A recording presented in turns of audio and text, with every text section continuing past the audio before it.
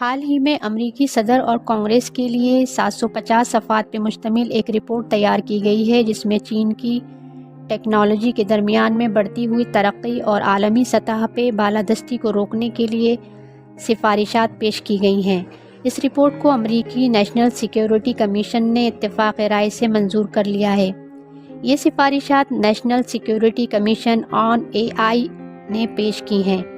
اس commission کے سربراہ Google کے سابق چیف ایرک شمڈ اور صدر اوباما اور صدر ٹرمپ کے ادوار میں ڈپٹی سیکرٹری آف ڈیفنس رہنے والے رابرٹ ورک ہیں۔ اس رپورٹ میں کہا گیا ہے کہ امریکہ اور اس کے اتحادی مصنوعی ذہانت کے حامل خودکار ہتھیاروں کے متعلق عالمی پابندیوں کو مسترد کر دیں۔ رپورٹ کے مطابق امریکی محکمہ دفاع لمبے عرصے تک ہارڈ ویئر پہ کام کر رہا تھا، یعنی جہازوں اور ٹینکوں وغیرہ پہ، لیکن اب سافٹ ویئر کے میدان میں تیزی سے پیش رفت کرنے کی بھی کوشش کر رہا ہے۔ اگر امریکی افواج مصنوعی ذہانت یعنی آرٹیفیشل انٹیلیجنس کے نظاموں سے لیس نہ ہوئیں تو ہماری افواج مفلوج ہو کر رہ جائیں گی، لہٰذا بغیر مصنوعی ذہانت کے جنگ کے میدان میں اترنا بربادی ہے۔ امریکی فوج پہلے ہی مختلف روبوٹ نظاموں کی آزمائش کر رہی ہے، مگر اس رپورٹ میں مصنوعی ذہانت کو منصوبہ بندی اور رابطہ کاری کے مراحل میں شامل کرنے کی سفارش بھی کی گئی ہے۔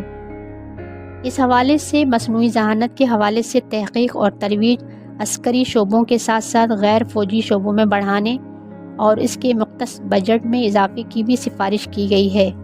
اس رپورٹ میں یہ بھی کہا گیا ہے کہ دنیا بھر سے بہترین ذہین دماغوں کو امریکہ لانے کے لیے بھی تارکین وطن کے قوانین میں نرمی کرنی چاہیے۔